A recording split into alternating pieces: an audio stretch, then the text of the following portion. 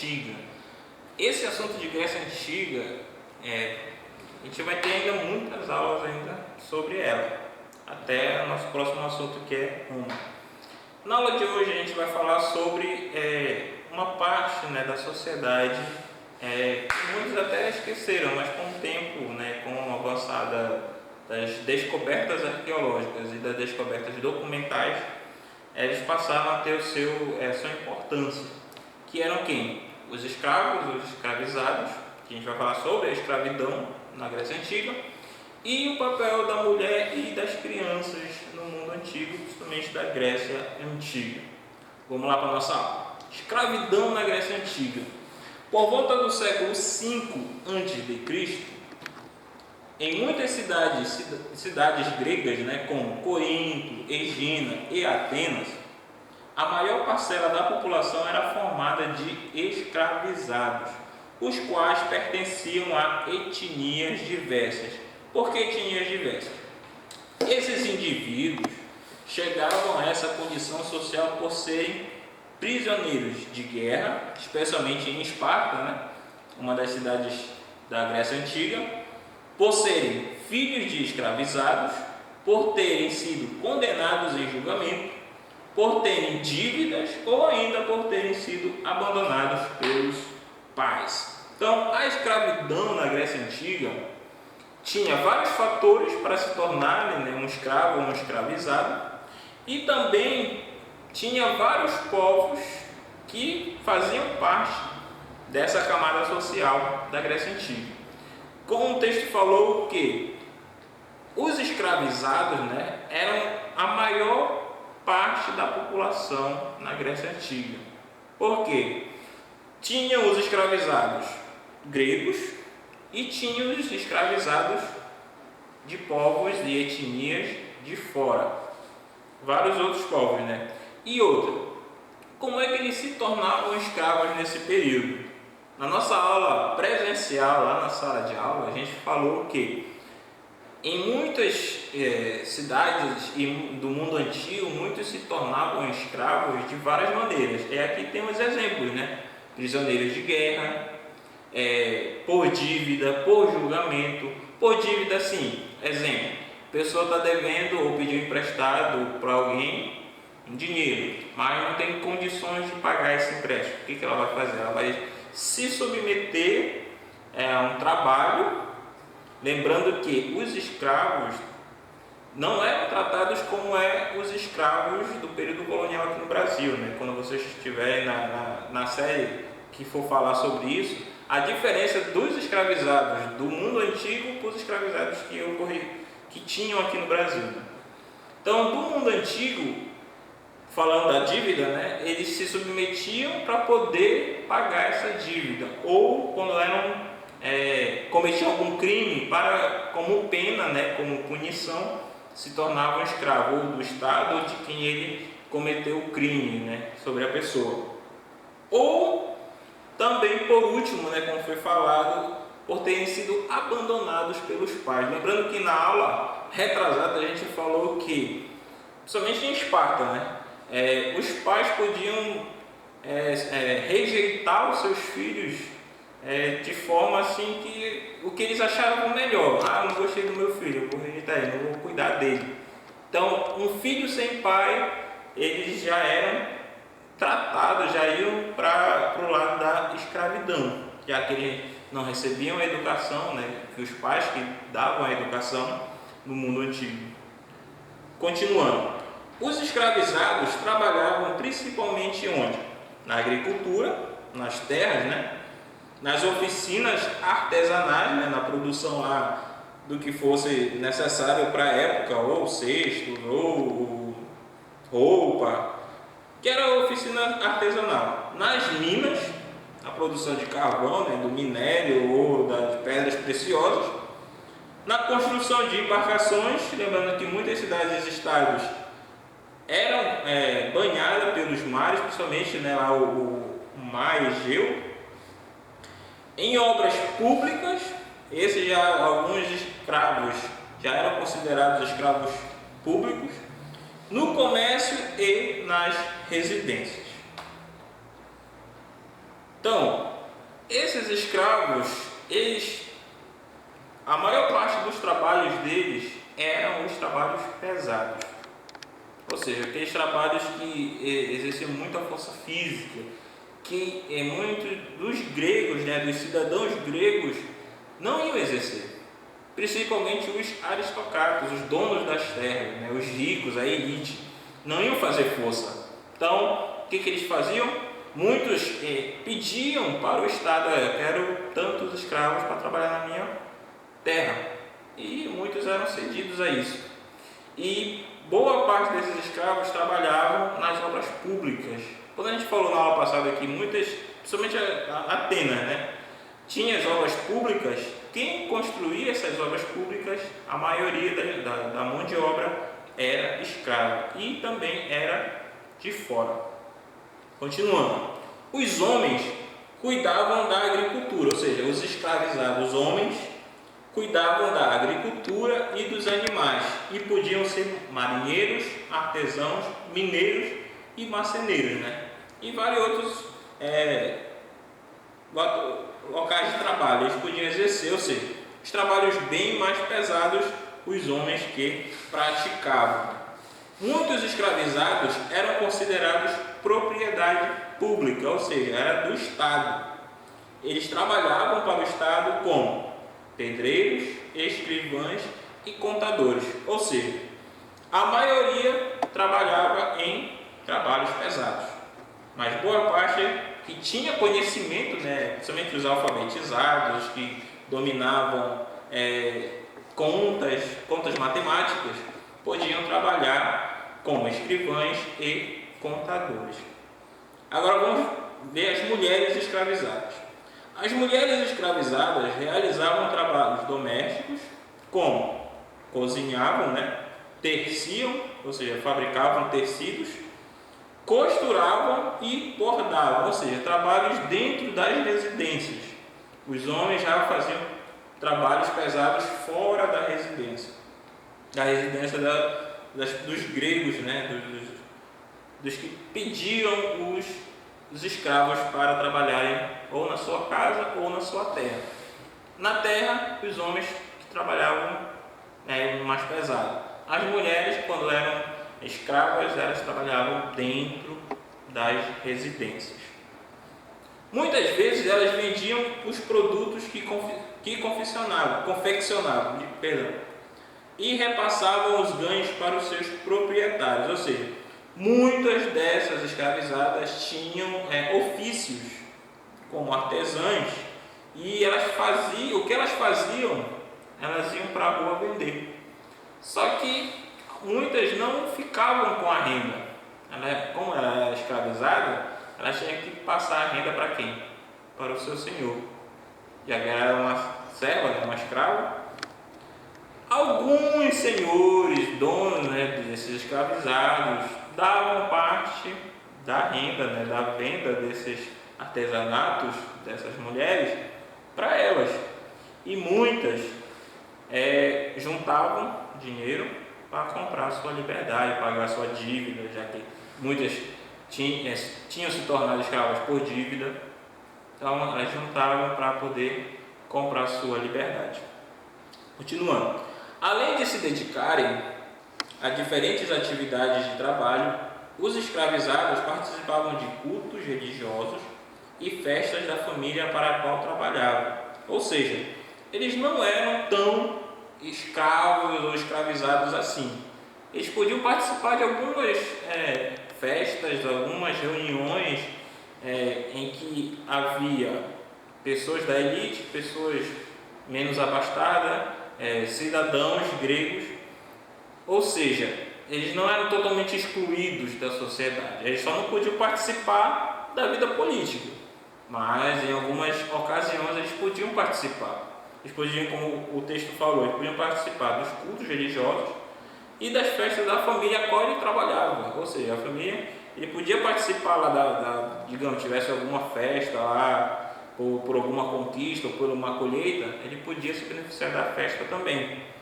Só que ele não tinha os mesmos direitos dos cidadãos gregos. Aí que a gente vê duas gravuras representando os escravos da época, né? Aqui a gente vê essas gravuras, elas foram feitas em vasos antigos. Esses vasos foram encontrados, né? Antigamente eles faziam representações ou pinturas em vasos. Aí aqui a gente vê do lado esquerdo o escravo, né, podendo trabalhar ou na agricultura ou no minério, né? Do outro lado a gente vê também as mulheres e os escravos também trabalhando. Aí a gente vê a representação desses escravos. Vamos para o próximo assunto: mulheres e crianças na Grécia Antiga. O que elas faziam? O que essas crianças faziam, né? Na maior parte das cidades gregas, as mulheres livres não eram consideradas cidadãs. Exemplo, né, a gente pode citar a cidade de Atenas. Continuando, dedicavam-se principalmente ao trabalho doméstico e, de forma geral, viviam sob o domínio dos homens. Quais eram os homens? Os pais, maridos e filhos, ou seja, estavam sob a tutela dos homens, elas não tinham tanto direito assim. Enquanto as novas eram submetidas aos pais, chegava na idade de casar, se submetia aos maridos, e quando os maridos morriam, eram submetidas à autoridade dos filhos. Se bem que elas tinham autoridade sobre os filhos, mas a tutela, os cuidados ficavam sobre os ombros dos filhos. Os filhos tinham que cuidar das mães nesse período. Continuando, o casamento era organizado, né, entre o pai da noiva e o futuro esposo, ou seja, as mulheres quase nunca podiam escolher os seus maridos. Já era arranjado entre o pai da noiva e o esposo. O pai da noiva, lembrando que no tópico acima, elas tinham que ficar sob o domínio dos homens, e um deles era os pais. Então os pais decidiam o que era melhor para elas. E nesses casos, o esposo. Continuando, em casa elas se dedicavam aos afazeres domésticos, davam ordem aos escravizados, cuidavam da educação das crianças e das oferendas do altar doméstico. Ou seja, os afazeres domésticos elas que tomavam conta, ou seja, elas não eram tão abaixo assim do homem, elas tinham uma certa autoridade, mas dentro de casa. E o que elas faziam? Ela comandava depois do homem, né, do marido ou do pai, somente depois do marido, ela que dava as ordens aos escravizados, nos afazeres, cuidava da educação das crianças. Até a idade de 7 anos, que a gente vai falar depois, os pais eram os responsáveis pela educação das crianças. E cuidava das oferendas, né, do altar doméstico. O que era esse altar doméstico? Era como se fosse um altar para o deus, digamos, daquela cidade. Digamos, se fosse Atenas, tinha uma oferenda lá para a deusa Atenas, um pequeno altar, né, um altar doméstico. Continuando, aí que a gente vê uma gravura ou uma pintura, né, das mulheres da Grécia Antiga, né? Cuidando dos afazeres domésticos, cuidando dos animais. Elas davam, né, as ordens para as empregadas, para os escravos, para os servos. Então, na residência, na casa, elas cuidavam dos afazeres. Continuando, as mulheres de famílias mais nobres, né, ou seja, mais ricas, da elite, muitas vezes auxiliavam seus maridos no orçamento familiar, como exercendo uma atividade, exemplo, né, como a de vendedora, ou seja, elas já tinham uma certa capacidade para auxiliar o seu marido nos afazeres da casa, até mesmo do comércio, auxiliando o marido para melhorar, né, a condição de vida. Continuando, em Esparta, as mulheres alcançaram maior liberdade que em outras cidades gregas, né? Por exemplo, que eu citei anteriormente de Atenas. Lembrando que na aula retrasada a gente falou que as mulheres em Atenas não tinham tantos direitos políticos como as mulheres de Esparta.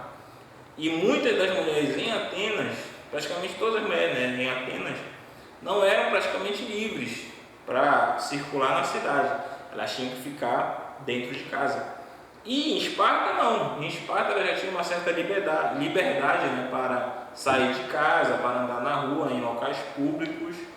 Tinha consideração dos maridos, já tinha uma certa dedicação, porque segundo os espartanos eles diziam que as mulheres tinham que ser respeitadas, né, porque elas geravam guerreiros espartanos. Então elas tinham que ter direitos também. Continuando, as mulheres espartanas, elas praticavam esportes e cuidavam dos negócios da família, pois os homens estavam sempre ocupados com as questões relacionadas ao treinamento militar e à guerra. Então, as mulheres elas tinham mais responsabilidade, porque a responsabilidade dos homens era guerra e preparo militar. Então, o restante as mulheres que cuidavam. Continuando, com relação às crianças, as famílias com boas condições financeiras pagavam professores para ensinar matemática, música, oratória, leitura e etc. E esses ensinamentos eram para quem? Era para todos os filhos? Não, era para os filhos homens, ou seja, os filhos homens que recebiam essa dedicação na educação. Assim, os pais pagavam professores para ensinar essas matérias, né? Esse nível de ensinamento era para os homens. As mulheres tinham outro tipo de ensinamento que a gente vai falar daqui a pouco. Ou seja, a responsabilidade na época não era do Estado, como é hoje, né? O Estado oferece a escola pública. Na época não. Os pais tinham que assegurar a educação dos filhos. E nesse caso, dos homens, com essas matérias, né? Matérias mais matemática, música, oratória. E outros ensinamentos para as mulheres. Continuando. Os meninos também praticavam exercícios físicos para participar de jogos, né? E adquiriam um corpo belo e forte. Lembrando que os gregos, eles veneravam isso, né? Ter um corpo belo, um corpo esbelto, um corpo forte. Para quê? Para ter um melhor preparo físico. Lembrando que em Esparta, no caso Esparta, eles tinham que ter um preparo físico para a guerra. E Atenas e outras cidades já tinham que ter um preparo físico melhor, né? Simplesmente para venerar o corpo, para ter um corpo belo, um corpo bonito, né? Agora as meninas, né? As crianças meninas. As meninas, entretanto, aprendiam tarefas relacionadas aos cuidados do lar e da família, como tecer e bordar. Algumas vezes elas também aprendiam a ler e escrever. Não era frequente, eram algumas meninas que conseguiam ter o direito, muitas vezes, né, de ler e escrever. De forma geral, as crianças gregas tinham brinquedos feitos de argila, cera ou couro, os quais representavam animais e pessoas, né? Ou seja, os brinquedos das crianças da antiga Grécia, da Grécia Antiga, eram feitos com cera, couro ou argila.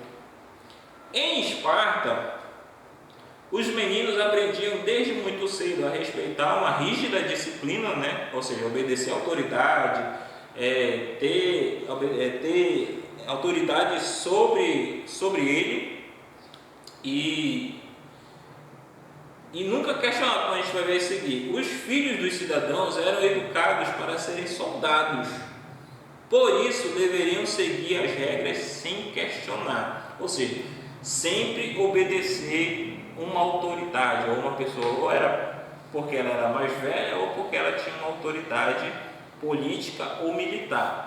Ou seja, desde cedo os meninos em Esparta tinham que respeitar, né, uma rígida disciplina, tinha que ter disciplina, ou acordar cedo, ou obedecer a autoridade. Tinha que ter disciplina. Continuando, os meninos deixavam as mães aos 7 anos para receber treinamento militar. As meninas também se exercitavam a fim de ter filhos fortes. Então, havia uma diferença entre a educação para meninos e a educação para meninas. Lembra que na aula retrasada a gente falou sobre isso também. Os meninos, a partir dos 7 anos, né, como foi falado hoje, tinham, até os 7 anos, tinham os ensinamentos vindos dos pais, da mãe. As meninas também, mas também era outro tipo de ensinamento. A partir dos 7 anos, eles iam para a escola lá que a cidade-estado oferecia, para poder, principalmente os meninos, trabalhar no estado. Era voltada a educação para trabalharem no estado. E com Esparta já era voltado para o militarismo, ou era voltado para o exército, né, para ser guerreiro, ser um soldado. Já em Atenas, o exemplo era, eles tinham que estudar para trabalhar, principalmente para o estado. E as meninas, né, a partir dos 7 anos já tinham uma educação. Em muitos casos, em muitas cidades e estados gregas, elas continuavam dentro de casa recebendo educação, mas para trabalharem dentro de casa. Muitas delas só saíam quando iam se casar, a partir dos 15, 16 anos de idade, lá com o casamento arranjado pelos pais.